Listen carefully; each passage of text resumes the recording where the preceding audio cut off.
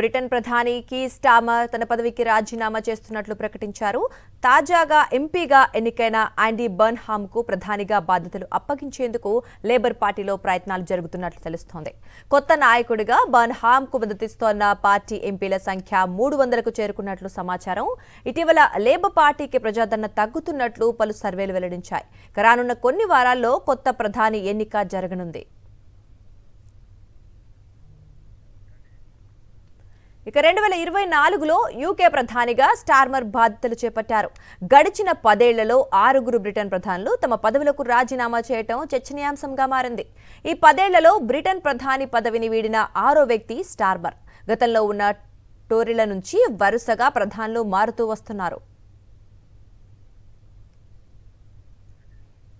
2024 జూలైలో జరిగిన ఎన్నికల్లో స్టార్మర్ నేతృత్వంలోని లేబర్ పార్టీ భారీ విజయం సాధించి అధికారంలోకి వచ్చింది. దిగువ సభలోని 650 సీట్లకు గాను ఆ పార్టీకి 411 స్థానాలు దక్కాయి.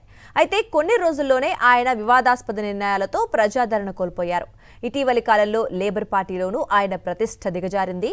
అమెరికాలో లైంగిక నేరాల దోషి ఎప్స్టీన్తో సంబంధాలున్నాయని తెలిసి పార్టీ సీనియర్ నేత అయిన పీటర్ మాండెల్సన్ను ఆ దేశానికి రాయబారిగా నియమించడం స్టార్మర్కు తీవ్ర కష్టాలు తెచ్చిపెట్టింది.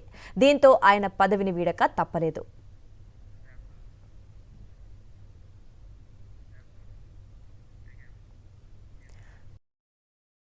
మరిన్ని అప్డేట్స్ కోసం ఛానల్ ను సబ్స్క్రైబ్ చేయండి. నోటిఫికేషన్స్ కోసం బెల్ ఐకాన్ పై క్లిక్ చేయండి.